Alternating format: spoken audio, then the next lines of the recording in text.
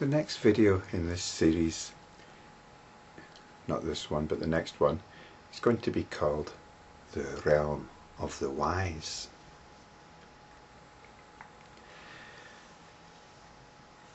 And as I was thinking about this and working on my YouTube channel, on my video manager, I saw the list of my videos all featuring a snapshot of my physog.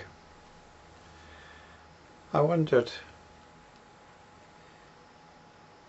is this really a good impression to be giving for a video called The Realm of the Wise? I used to know a lady who prided herself on her ability to determine a particular individual's state of realization by a glance at a photograph of them.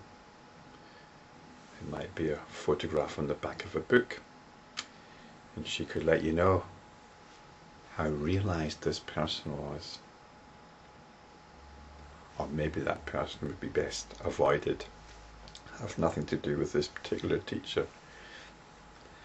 And I've got a feeling if she saw my YouTube channel and she saw my list of videos with my picture next to them, she would give them a wide berth. In fact, I'm sure that if I was somebody a lot younger looking for some spiritual instruction or spiritual enlightenment,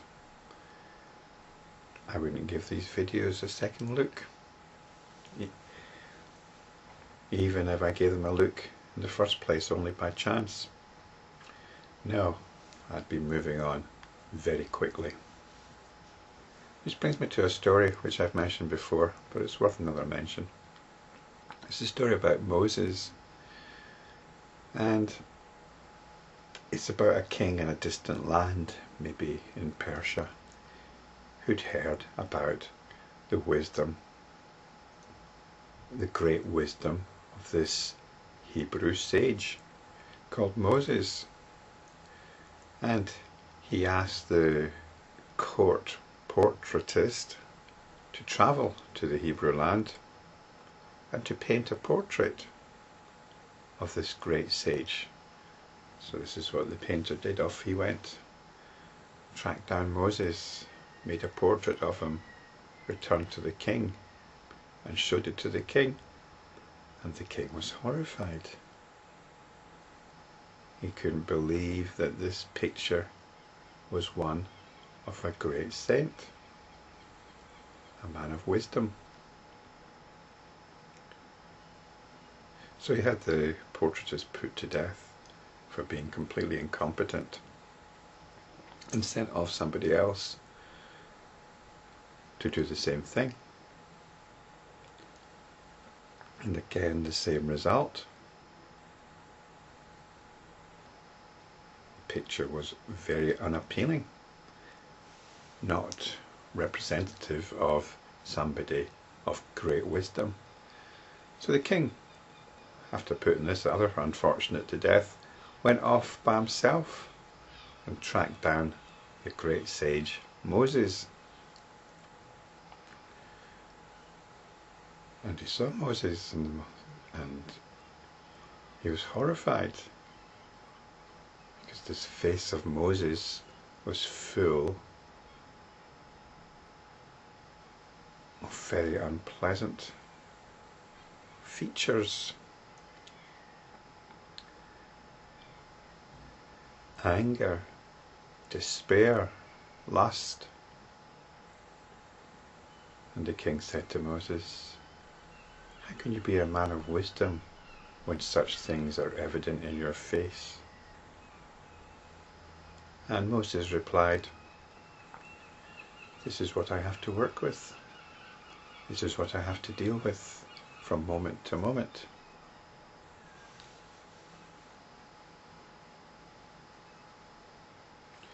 Now, I'm not comparing myself with Moses here, but I'm pointing out the need for work, even after you've touched enlightenment. Professor Suzuki, in his book Essays in Zen Buddhism, this is the first volume, mentions this himself on page 147, that there's spiritual training even for himself and even after enlightenment. Now, some time back, I think it was about video 70, which was called Mood Harmonics, I mentioned that I was going through quite a difficult time, and some people left some sympathetic comments, which was appreciated. I was talking about moods, and I'd come up with this idea of moods as a harmonic scale, which might seem a bit technical. If you're a musician, you'll know about this thing called the harmonic scale.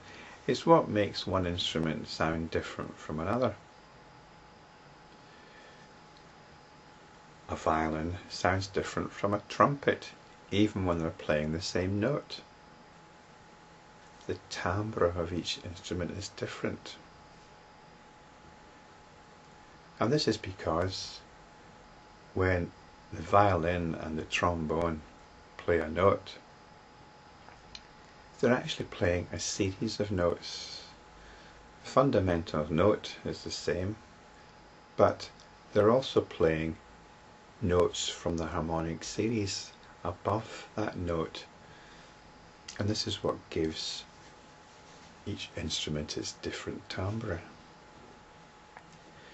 And the first few notes of the harmonic series are very simple and very pleasant intervals, the octave and the fifth. And this is where a lot of early music remained. It remained with these intervals, appreciating consonance and avoiding dissonance. But as musicians and composers explored further, and the further you go up the harmonic scale, the more dissonant the intervals become. And I rather suspect this is like the spiritual practitioner, the enlightenment practitioner. On the surface, perhaps after the initial enlightenment event, things are very wonderful and very simple. But as you get on with your work, as you look deeper into it, like the harmonic scale, as you move up it, things become very, very dissonant. So I don't know if this is a general principle, or, as I've mentioned before, I have a particularly dysfunctional personality, which is very difficult. But just as a kind of follow-on to what I was describing about myself in that video, I'd started a new job right outside my comfort zone. It's a night shift job, and this was about a year ago, and I'm still doing this job, and I seem to be one of the longest serving members on that particular staff. My first manager, I hardly saw him. He was off most of the time, apparently with depression. The second manager, he resigned after a few days of starting. So I think we've got another manager due at some point. The assistant manager's left, and there's been quite a big turnover in the everyday staff. So I'm still there. It's still challenging. But the thing is, for the last few days at least, I've been in quite a good mood. And good moods are tricky. Good moods are tricky. So it's been going okay. There are still these challenges. There's still quite a demanding mood pattern which wants to suck my sense of being into it.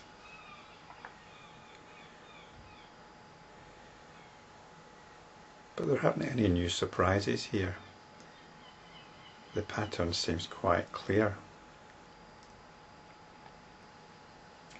And in fact, for the last few days or so, I seem to have been in quite a good mood. A very good mood, perhaps. And good moods, and very good moods, are tricky to deal with. They're actually trickier to work with than bad moods or uncomfortable moods. Because when you're in a good mood, more than ever, you just want to go with it. You just want to go with it. Everything's fine. What a temptation we've got here.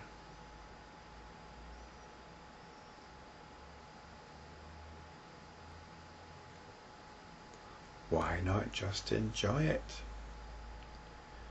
Because the same mechanism is in play as it is with bad moods.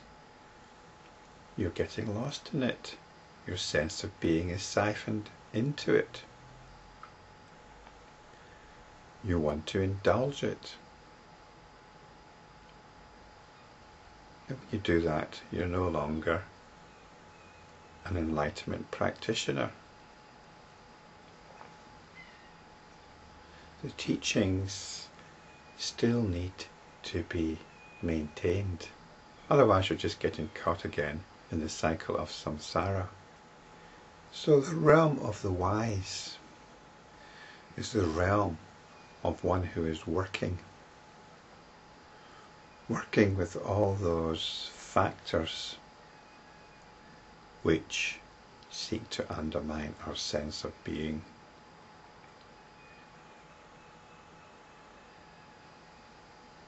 Working with all those factors which undermine our enlightenment.